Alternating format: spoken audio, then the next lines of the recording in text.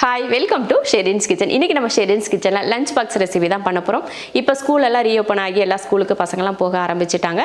நம்ம டெய்லி என்ன பண்ணலாம் அப்படின்ற யோசனையில இருப்போம். நம்ம இன்னைக்கு பண்ண போற சாதம் பாத்தீங்கன்னா 5 விதமான லஞ்ச் பாக்ஸ் ரெசிபி அதுவும் சைட் டிஷ்ஷோட பண்ண போறோம். இன்னைக்கு நம்ம பண்ண போற அந்த 5 சாதமே பாத்தீங்கன்னா எப்ப எடுத்துக்கிட்டாலுமே எந்த விதமான வெரைட்டி ரைஸ் நம்ம பண்ணாலுமே இந்த 5 சாதத்தோட டேஸ்ட் அடிச்சுக்க எதுவுமே இருக்காது. அந்த மாதிரியான ஒரு ஈஸியான நம்ம எப்பயுமே பழக்கப்பட்ட ஒரு லஞ்ச் பாக்ஸ் ரெசிபி தான். வாங்க அது எப்படி பண்ணலாம் அப்படிங்கறத பார்க்கலாம். ஒரு கடாய் வச்சுட்டு எண்ணெய் ஊற்றிக்கலாம். எண்ணெய் காஞ்சதுமே கொஞ்சம் கடுகு பொரிஞ்சதுமே 1 ஸ்பூன் அளவுக்கு கடலைப்பருப்பு. இந்த கடலைப்பருப்பு லைட்டாக கலர் மாதிரி வரணும். அதுக்கப்புறமா நம்ம வெங்காயத்தை சேர்த்தோம்னா தான் கரெக்டாக இருக்கும். அதனால் கொஞ்சம் கலர் வரட்டும். கொஞ்சம் கருவேப்பிலை, 2 பெரிய வெங்காயம், ஒரு 4 போல் பச்சை மிளகாய் இப்படி இதை நல்லா வதக்கிடுவோம். ஒரு மீடியம் சைஸில் ஒரு 5 தக்காளி சேர்த்துக்கலாம். தேவையான அளவுக்கு உப்பு, அடுத்து மஞ்சள் தூள் இப்போ கலந்துடுவோம். 3லேருந்து ஒரு 4 நிமிஷத்துக்கு இது போல் கொஞ்சம் மூடி வச்சு வதக்குனிங்கன்னா நல்ல தக்காளி இது போல் நல்லா மசிஞ்சு வந்துடும். தண்ணி எதுவுமே நம்ம இதில் சேர்க்க வேணாம். காரத்துக்கு தேவை இருந்தால் கொஞ்சம் மிளகாத்தூள் போட்டு நீங்கள் வதக்கிக்கிட்டிங்கன்னா நல்ல காரமாகவும் இருக்கும், அதே சமயம் கொஞ்சம் கலராகவும் தெரியும். நான் தக்காளி நல்லா கலராக இருக்கிறதுனால நான் மிளகாத்தூள் சேர்த்துக்கல. அதே போல் பச்சை மிளகாய் பார்த்திங்கன்னா நிறைய காரம் இருக்குது, அதனால் அதிகமாக மிளகாத்தூள்லாம் சேர்த்துக்கல. பிள்ளைங்க அதிகமாக காரம் சாப்பிட மாட்டாங்க அப்படின்னா நீங்கள் கம்மியாக காரம் சேர்த்துக்கோங்க. இப்போ இதில் சாதம் சேர்த்துக்கலாம். நான் 2 பேர் டிஃபனுக்கு கொடுத்து ஒரு அளவுக்கு சாப்பாடு சேர்த்துக்கிறேன். மடிப்படத்து வீரம் அடுப்பை சிம்மில் வச்சுட்டு இந்த மாதிரி கலந்துடலாம்.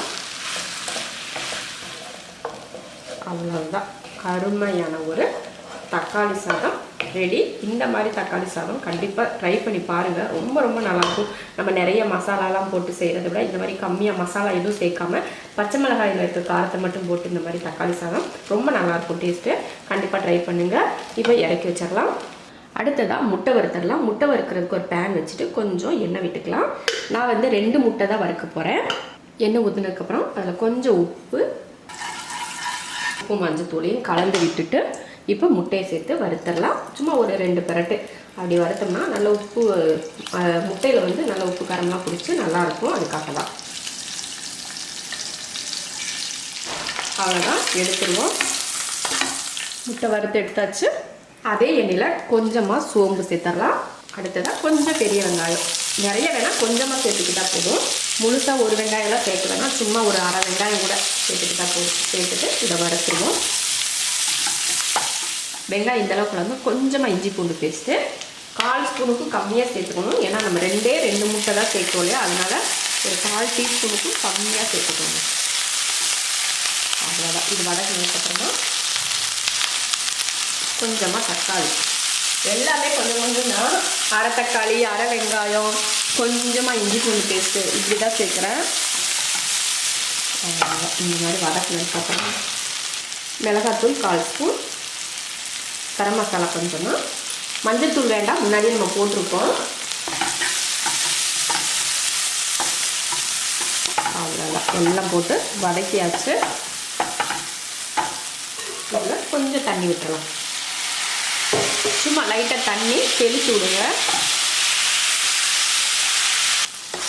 தண்ணி ஊற்றி பாருங்கள், நல்லா வதங்கிடுச்சு. நம்ம இதில் உப்பெல்லாம் போட தேவையில்லை, முன்னாடியே கொஞ்சம் உப்பு போட்டிருக்கோம். டேஸ்ட் பண்ணி பார்த்துட்டு உப்பு சேர்த்துக்கணும். பத்தலைனா மட்டும் சேர்த்துக்கோங்க, பத்துச்சுன்னா சேர்க்க வேண்டாம். அவ்வளோதான். இப்போ நம்ம வேக வச்ச முட்டையை சேர்த்துடலாம். வறுத்த முட்டையை சேர்த்துடலாம்.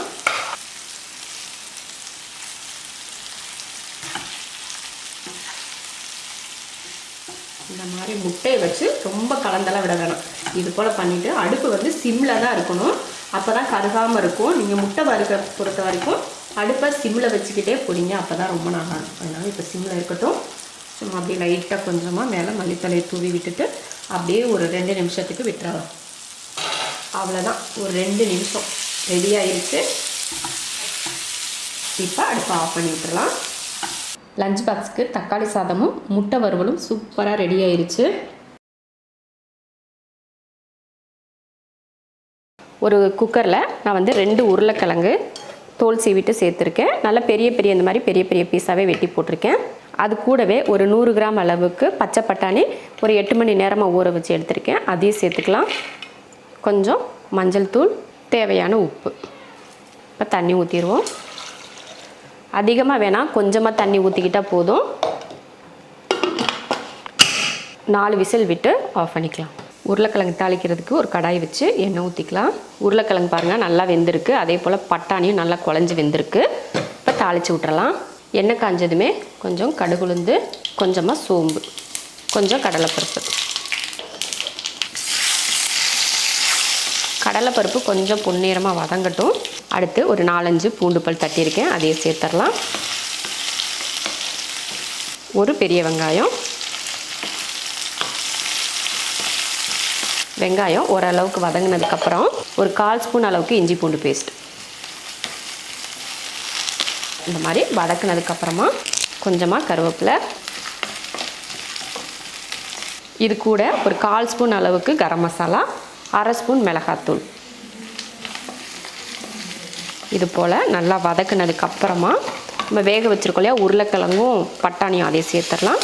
தண்ணி இல்லாமல் சேர்த்துக்கணும், தண்ணியோடு போட வேண்டாம். சேர்த்துட்டு இப்போ மசிச்சுக்கலாம்.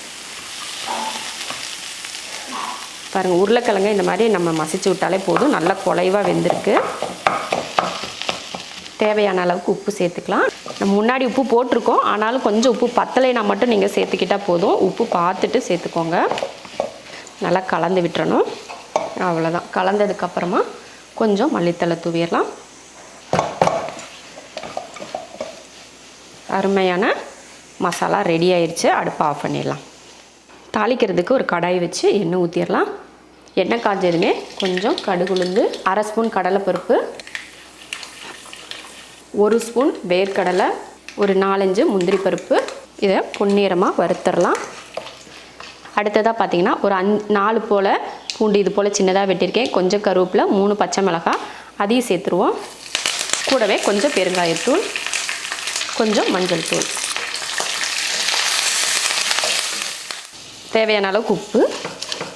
இப்போ அடுப்பை ஆஃப் பண்ணிடலாம். அடுப்பை ஆஃப் பண்ணிவிட்டு அதுக்கப்புறமா நம்ம லெமன் சேர்த்துடலாம். ஒரு லெமன் எடுத்து புழிஞ்சேன், அதே சேர்த்துக்கிட்டேன். இப்போ சாதத்தை சேர்த்துருவோம். 3 பேர் சாப்பிடக்கூடிய அளவில் நான் வந்து சாதம் வேக வச்சு எடுத்திருக்கேன், அதே சேர்த்துடலாம். கொஞ்சம் மல்லித்தழை தூவிடலாம். தூவிட்டு உப்பு பார்த்துட்டு அது உப்பு கொஞ்சம் போட்டு தூவிட்டு அதுக்கப்புறமா மறுபடியும் கிளறிடணும். அதே போல் லெமன் சாதம் செய்கிறப்போ மஞ்சள் தூள் வந்து அதிகமாக சேர்க்காதீங்க. கொஞ்சம் கம்மியாக சேர்த்துட்டிங்கன்னா அந்த கலர் வந்து கரெக்டாக அந்த லெமன் எல்லோ கலரில் இருக்கும் பாருங்கள். அந்த மாதிரி இருந்தால் பார்க்குறதுக்கு ரொம்ப நல்லாயிருக்கும். அருமையான ஒரு லெமன் சாதமும் உருளைக்கிழங்கு பட்டாணி மசாலாவும் ரெடி பண்ணிட்டோம். ரொம்ப அருமையாக இருக்கும் டேஸ்ட்டு. கண்டிப்பாக இதே போல் நீங்களும் செய்யுங்க. ஒரு கடாய் வச்சுட்டு எண்ணெய் ஊற்றிக்கலாம். எண்ணெய் காஞ்சதுமே ஒரு 1/4 ஸ்பூன் அளவுக்கு சோம்பு, கொஞ்சம் கருவேப்பிலை, ஒரு பெரிய வெங்காயம்,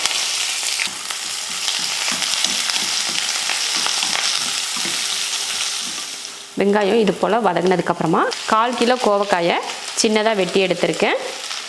தேவையான அளவுக்கு உப்பு, கொஞ்சம் மஞ்சள் தூள். இந்த வதக்கிடுவோம். இது போல் வதக்கி விட்டுட்டு இப்போ காய் வேகிறதுக்காக கொஞ்சம் தண்ணி சேர்த்துக்கலாம். அதிகமாக வேணால் ஒரு 1/2 டம்ளர், ஒரு 3/4 டம்ளர் அளவுக்கு தண்ணி சேர்த்துடலாம். இப்போ மூடி வச்சு கொஞ்சம் நேரம் வேக விட்டுக்கலாம்.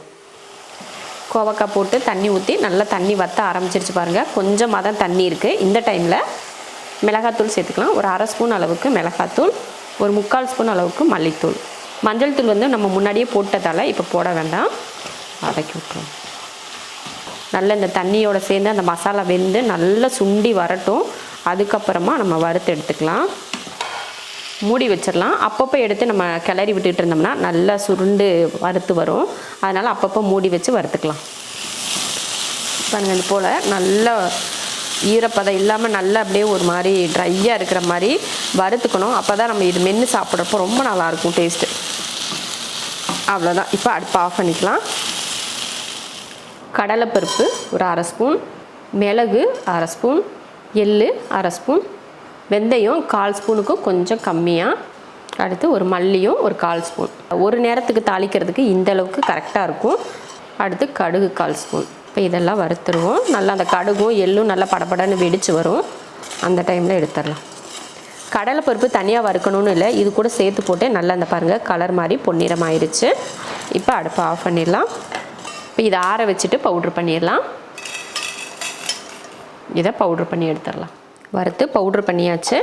இது கூடவே கொஞ்சம் பெருங்காயத்தூள் சேர்த்துக்கலாம். அடுத்து கொஞ்சம் மஞ்சள் தூள். அடுத்து ஒரு 3 வரமிளகாயை வெட்டி எடுத்திருக்கேன். வரமிளகாய் 3, கொஞ்சம் கருவேப்பிலை. இதெல்லாம் தாளிக்கிறதுக்கப்புறம் மொத்தமாக தனித்தனியாக போட்டதோட மொத்தமாக கொட்டிட்டோம்னா நமக்கு மசால் வந்து கருகாது. அதுக்காக தான் மொத்தமாக ஒரு தட்டில் போட்டு வச்சுட்டு அதுக்கப்புறமா தாளிச்சுக்கலாம். தாளிக்கிறதுக்கு ஒரு கடாய் வச்சு எண்ணெய் ஊற்றிக்கலாம். எண்ணெய் காஞ்சதுமே கடுகு உளுந்து, அடுத்து 1 ஸ்பூன் அளவுக்கு கடலைப்பருப்பு. கடலைப்பருப்பு பொன்னிறமானதும் கொஞ்சம் வேர்க்கடலை. அவ்வளோதான். நல்லா ரெண்டுமே நல்லா பொன்னிறம் ஆயிடுச்சு. இப்போ நம்ம மசாலா எடுத்து வச்சுருந்தோம் இல்லையா, அதை சேர்த்துடலாம்.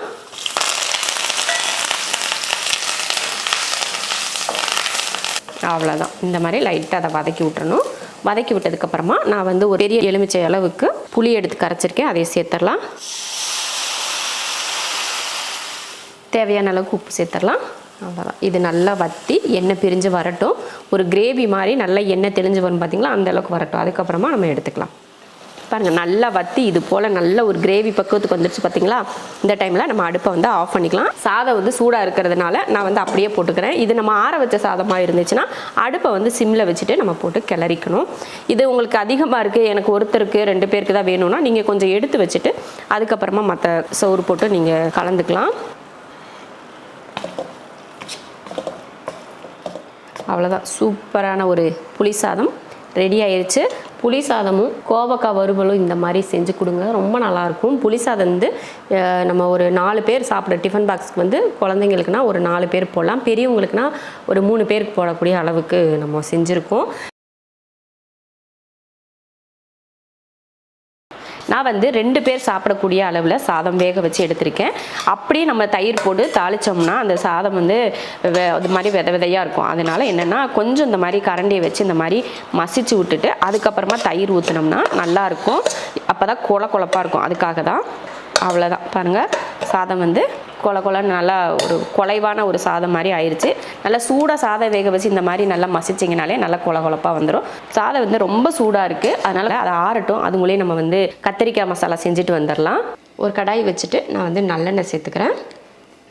எண்ணெய் காஞ்சதுமே கொஞ்சம் கடுகு உளுந்து, கடுகு பொரிஞ்சதுமே கொஞ்சம் கருவேப்பிலை, அடுத்து ஒரு பெரிய வெங்காயம், அடுத்ததாக ஒரு 100 கிராம் அளவுக்கு சின்ன வெங்காயம். வெங்காயத்தை பொன்னிறமாலாம் வதக்க தேவையில்லை, இந்த அளவுக்கு நல்லா சாஃப்டாக வதங்கிக்கிட்டால் போதும்.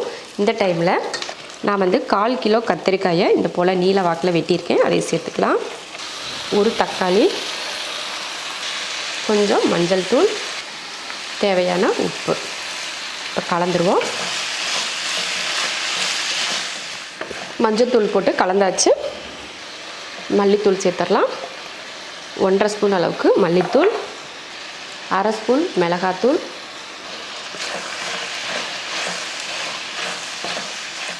மசால் போட்டதுக்கப்புறமா கொஞ்சமாக தண்ணி.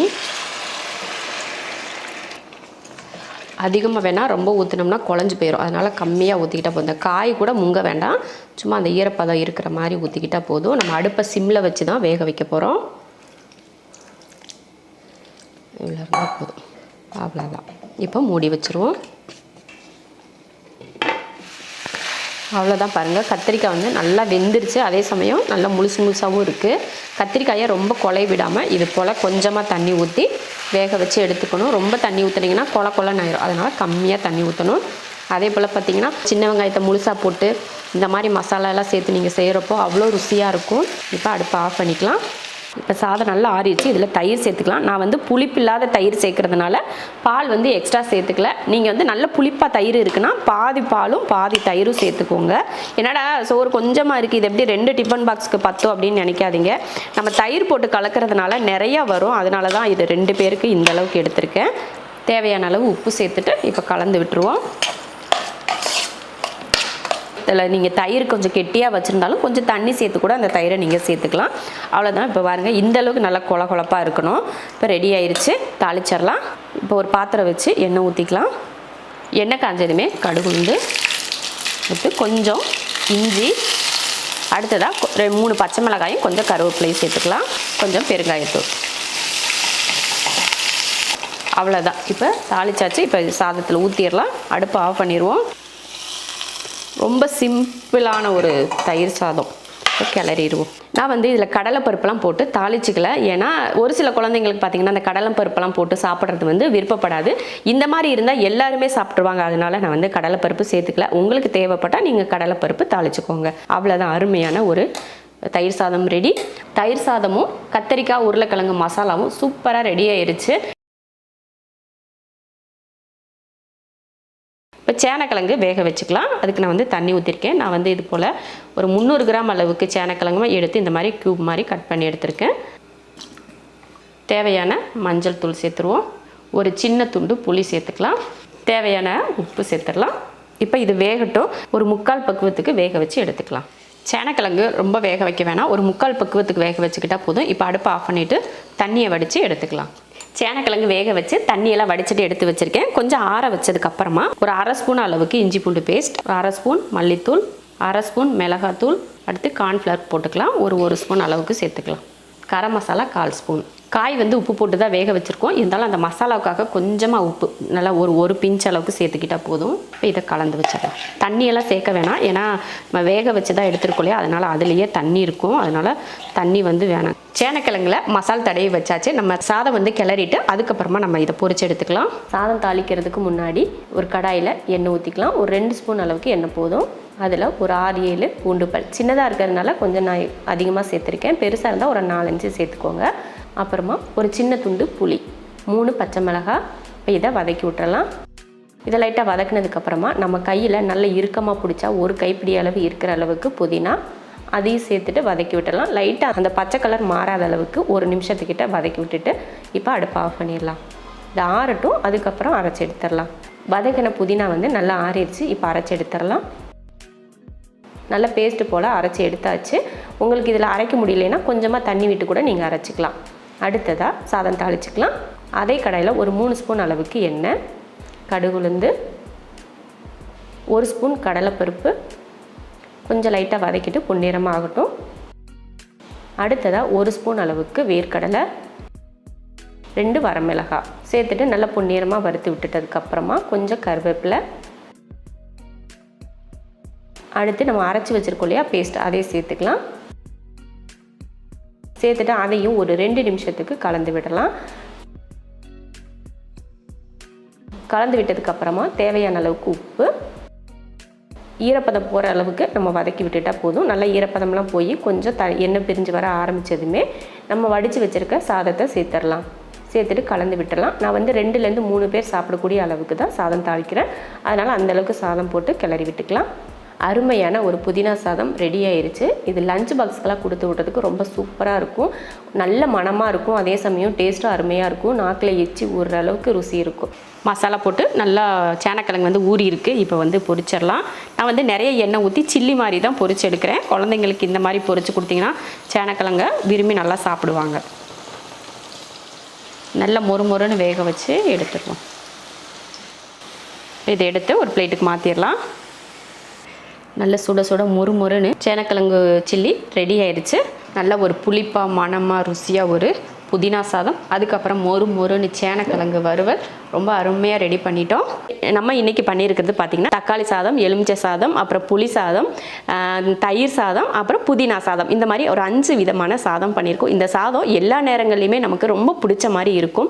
நம்ம என்ன தான் வகை வகையாக வெரைட்டி ரைஸ் பண்ணாலுமே இந்த மாதிரி ஒரு வெரைட்டி ரைஸை மட்டும்தான் நம்ம நாக்கு வந்து ருசியாக தேடும். எந்த காலமாக இருந்தாலும் சரி, நம்ம வெரைட்டியாக சாப்பிட்றத விட இந்த மாதிரி ஒரு பழமையான ஒரு சாதங்களை தான் நம்ம விரும்பி சாப்பிடுவோம். கண்டிப்பாக இதே போல் நம்ம பசங்களுக்கும் செஞ்சு கொடுத்துட்டு எப்படி இருக்குன்னு சொல்லிட்டு கமெண்ட்டில் சொல்லுங்கள்.